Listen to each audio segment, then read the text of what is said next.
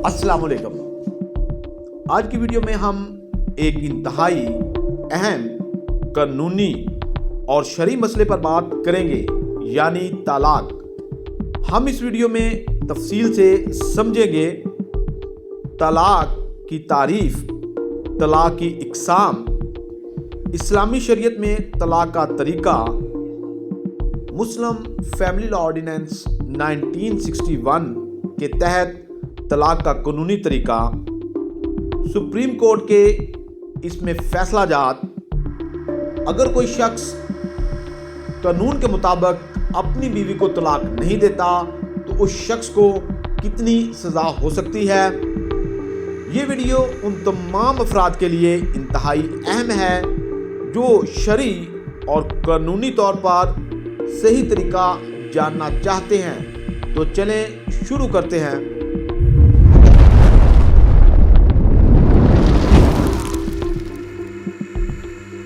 तलाक क्या है? तलाक एक इस्लामी और कानूनी अमल है जिसके ज़रिए एक मुसलमान मर्द अपनी बीवी से निकाह ख़त्म कर सकता है। इस्लामिक हवाला जात कुरान मजीद में सूरत अल-बकरा आयत नंबर 229 और 230 में तलाक के अहकाम दिए गए हैं। हदीस में भी तलाक को नापसंदीदा अमल करार दिया गया है, लेकिन बाज़ हालात में ये जायज़ है।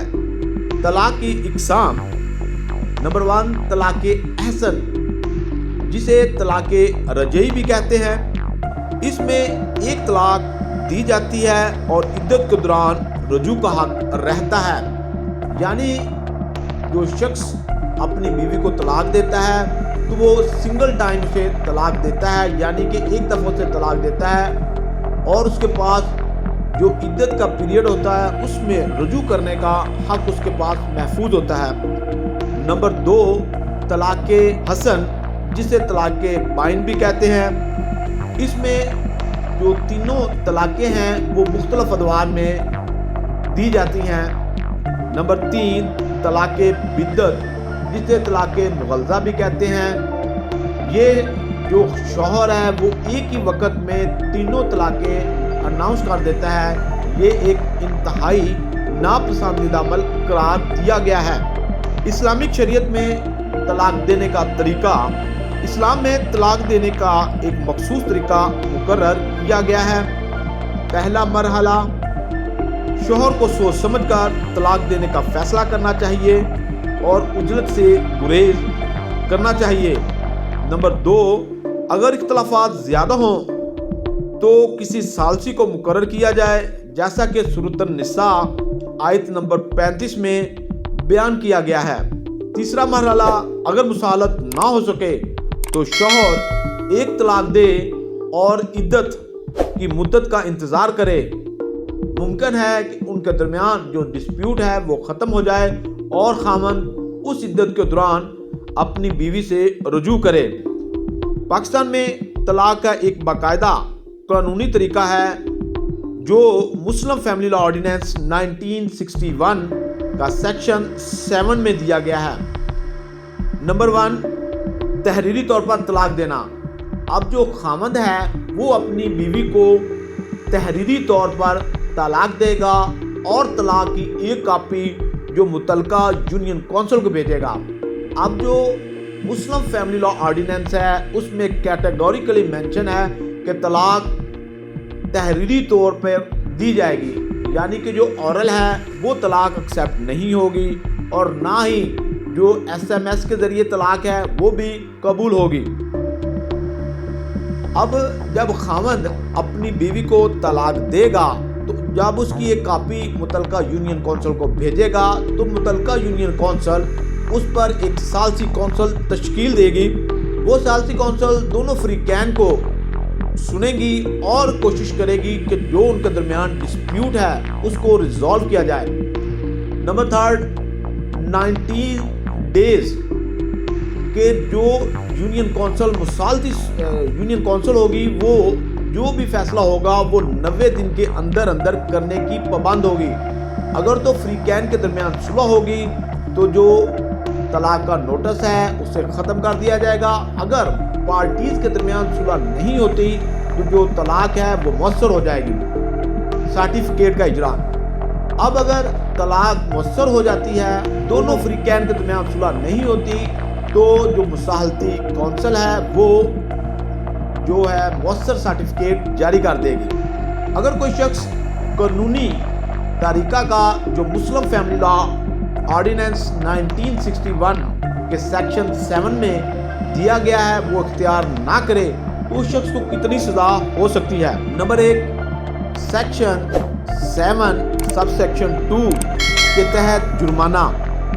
اگر شوہر یونین کونسل کو اطلاع نہیں دیتا تو اسے 3 ماہ قید یا جرمانہ یا دونوں سزا ہو سکتی ہیں۔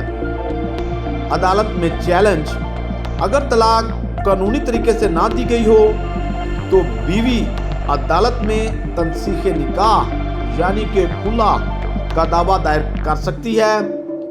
نمبر 3، طلاق مؤثر نہ ہونا، اگر طلاق زبانی دی گئی ہو اور یونین کونسل کو اطلاع نہ دی گئی ہو تو قانونی طور پر طلاق مؤثر نہیں ہوگی۔ یہ ایک انتہائی اہم نکتہ ہے۔ جب خاوند اپنی بیوی کو اورل زبانی طلاق دیتا ہے اور اس کی بیوی خرچہ نان و نفقہ کا فیملی کورٹ میں کیس دائر کرتی ہے تو اس میں جو کورٹس ہیں وہ جو خرچہ نان و نفقہ ہے وہ خرچہ نان و نفقہ اس وقت تک کا ادا کرنے کو حکم دیتی ہے جب تک جو طلاق ہے وہ مؤثر نہیں ہوتی۔ میننگ دیر بائی کہ اگر زبانی طلاق ہوگی تو اس کا کوئی مؤثر سرٹیفکیٹ نہیں ہوگا جس سے یہ ثابت ہو کہ خاوند نے اس کو طلاق دے دی تھی، لہٰذا اب اس خاوند کو اس وقت تک خرچہ ادا کرنا ہوگا جب تک اس کے پاس مؤثر سرٹیفکیٹ نہیں ہوگا۔ تو لہٰذا اگر حالات ایسے پیدا ہو جائیں کہ اپنی بیوی کو طلاق دینا ہے تو اس کا جو بہتر طریقہ کار بتایا گیا ہے کہ وہ جو متعلقہ یونین کونسل ہے اس کو ایک تحریری نوٹس دے اور اس کے بعد وہاں سے جو مؤثر سرٹیفکیٹ ہے وہ حاصل کرے۔ اب جو طلاق پر honourable Supreme Court of Pakistan کے فیصلہ جات کیس لا ہے PLD 2013 SC پیج 1256، اس میں honourable Supreme Court of Pakistan نے ہولڈ فرمایا یونین کونسل کو اطلاع دیے بغیر دی گئی طلاق قانونی طور پر نافذ نہیں ہوگی۔ یعنی کہ آنریبل سپریم کورٹ نے اس میں ہولڈ فرمایا کہ اگر کوئی خاوند تحریری طور پر سپریم کونسل کو اطلاع نہیں کرتا تو اس کی جو طلاق ہے وہ قانونی طور پر نافذ العمل نہیں ہوگی۔ اسی طرح ہی ایک اور case law PLD 2018 SC page 987، honourable Supreme Court of Pakistan نے ہولڈ فرمایا اگر طلاق کو مسلم فیملی لا آرڈیننس 1961 کے مطابق اندراج نہ کیا گیا ہو تو عورت شادی شدہ سمجھی جائے گی۔ اسی طرح ہی ایک اور case law PLD 2021 SC page 567، honourable Supreme Court of Pakistan نے واضح کیا کہ زبانی طلاق کے معاملے میں یونین کونسل کا سرٹیفکیٹ ہی حتمی دستاویز ہوگا۔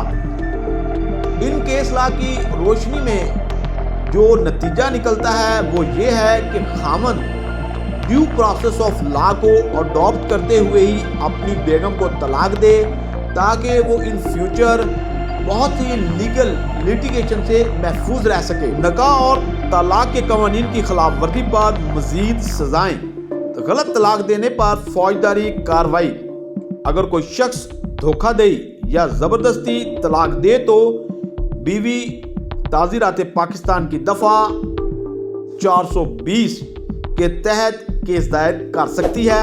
سیکنڈ، بیوی کو حق مہر سے محروم کرنا، اگر شوہر طلاق دیتے وقت حق مہر ادا نہ کرے تو بیوی عدالت میں دعویٰ دائر کر کے حق مہر وصول کر سکتی ہے۔ نمبر 3، بچوں کی کفالت نہ کرنا، طلاق کے بعد اگر شوہر بچوں کی کفالت سے انکار کرے تو عدالت اسے قانونی طور پر خرچہ ادا کرنے کا حکم دے سکتی ہے۔ یہ چند قانونی पॉइंट थे जो मैंने आपसे डिस्कस किए हैं, अगर आप इन प्रोसेस को अडॉप्ट करेंगे तो इन फ्यूचर बहुत सी लीगल लिटिगेशन से महफूज रहेंगे। अगर आपको ये वीडियो पसंद आई हो तो प्लीज़ इसे लाइक करें, दोस्तों के साथ शेयर करें और हुसैन लॉ एसोसिएट को ज़रूर सब्सक्राइब करें ताकि आपको ऐसी इंफॉर्मेटिव वीडियो मिलती रहे। शुक्रिया।